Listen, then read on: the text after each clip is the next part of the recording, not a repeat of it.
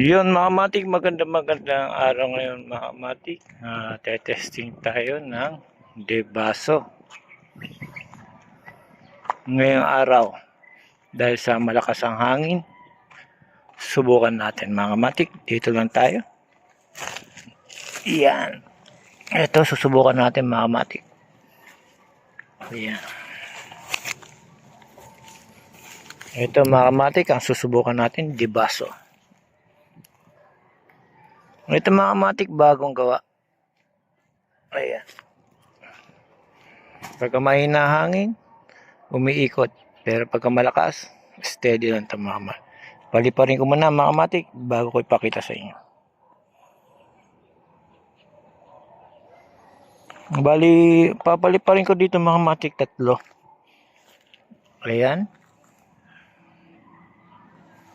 Tapos, ayan. Korea mga matik. Unahin muna natin itong isa. Ito ang debaso.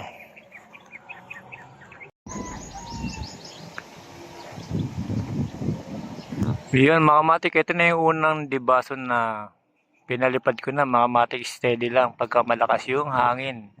Hindi siya umiikot dahil sa yung hangin niya sakto mga matik na bagay sa kanya.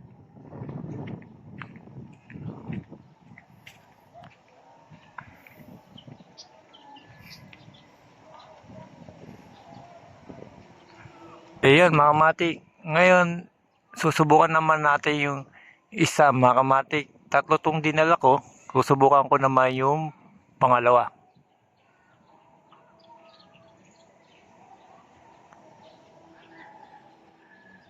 Ayun mga matik, ito na yung pangalawang debaso na susubukan ko ulit mga matik. Pakikita ko ulit sa inyo mga matik pagka nasa area na. Yung mga matik, kaya na yung pangalawang debaso natin na pinalipad ko.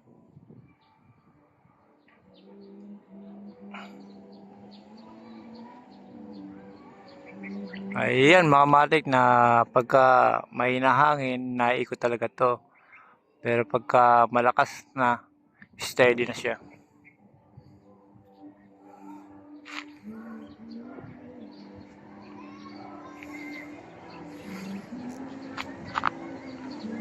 Kailangan mga matik, marunong kang magpalipad nito. Pagka hindi mo na mainipin ang ulo mo, baka masira mo pa to.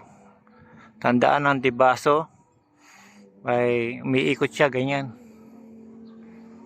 pagka mahina hangin. Pagka malakas, steady na siya mga matik.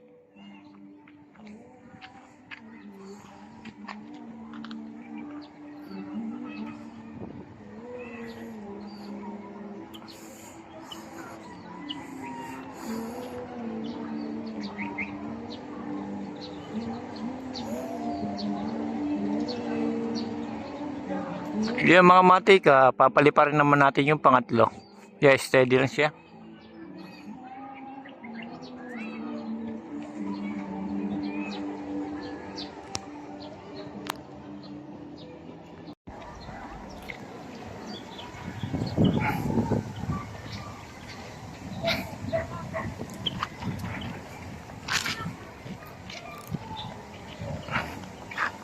Yan mga matik, ito na yung pangatlo na debaso natin na nalilipad ko. Medyo malikot siya mga matik.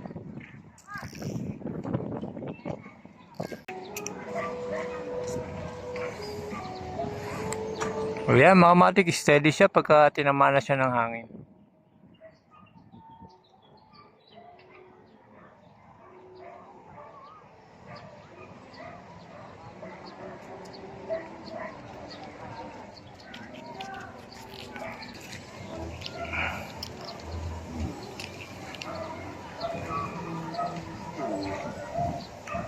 Yan mga matik, hanggang dito na lang mga matik. Pinakita ko lang sa inyo yung 3 design na debaso mga matik.